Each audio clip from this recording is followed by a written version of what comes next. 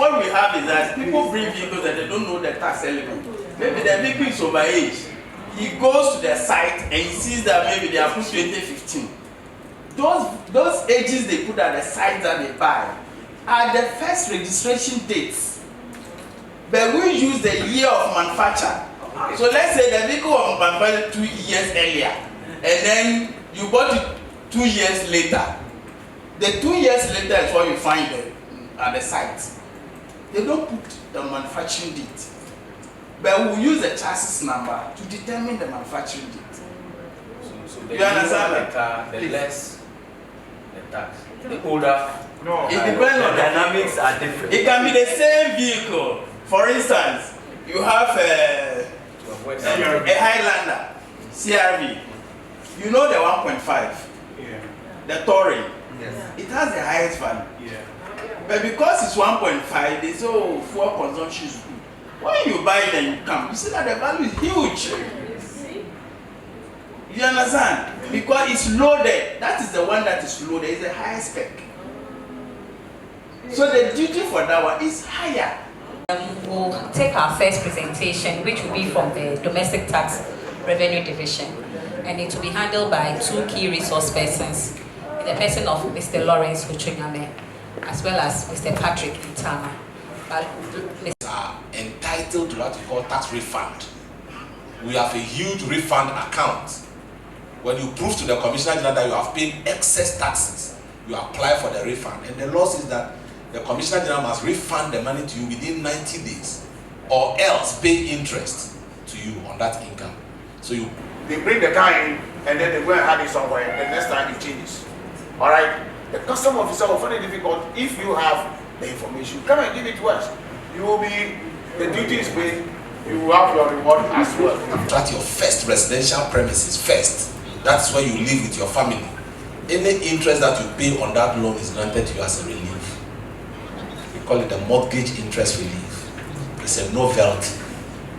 And so if at the end of the day, when the consignment arrives and he finds out that maybe the goods do not meet the standard that he expected, and therefore he wants it returned to the owner, we process that for him. But because he has paid the duty, it means that we have to find a way of refunding the duty to the person.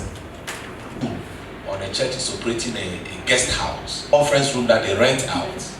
When the church is engaged in business, then the business income is taxable. The general rule is that offerings and tithes and all those things are exempt from tax. When the church has employees, the obligation is on them to withhold taxes when making payment to their employees. The endorsement, the law did not define endorsement in relation to celebrities. Okay. Anybody at all can endorse and receive payment. So the person that is making the payment has the obligation to withhold. So we are not coming after the person that does the endorsement. It's not our focus. The person that is making payment in respect of the endorsement is the one we are coming after. Okay. So when you pay the person you have called, for example, I don't want to mention the name, but when you pay that person, let's say 100,000 for the services that the person is rendering to you, our responsibility is to find out whether you withheld the appropriate taxes, 10%, and paid. If you don't, we surcharge you. So we come after the person who made the payment and failed to withhold. We'll surcharge the person and recover the money. If you import your consignments, you should be prepared to clear them. And so auction comes up when people bring their consignment and fail to clear, or they smuggle and customs intercepts, or they abandon the goods, whatever case it is. And so when that happens, the goods are seized. And let me use the case of vehicles. When you bring your vehicle into this country and you don't pay the duty and we intercept it, we detain 30 days, give you the opportunity to come and explain to us why you didn't pay your duties. If you don't bring it, or we don't do that, after 30 days it's converted to seizure. We'll still give you another 30 days. If you don't, so after 60 days, the vehicle is forfeited. So it's not really the case that somebody brings the vehicle and we take it. It has to go through the 60 days. And so if you don't come within the 60 days, then it's, yes, gazetted and advertised for auction. And so that is where the auction comes in. And the auction is done through allocation or public auction. And so customs cannot decide how they want to auction. Because it's forfeited, it belongs to the state. So the state decides how it should be. We're giving you the opportunity to clear 60 days.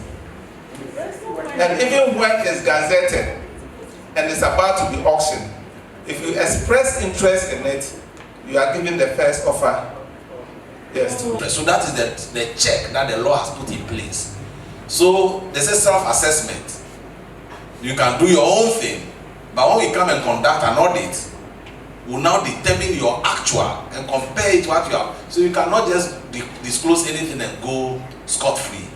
The law has provided a mechanism that we can use to check.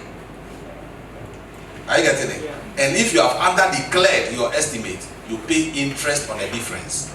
Or if Parliament says that it should not be a tax, then it cannot be a tax. So every tax that we administer is backed by an act of Parliament.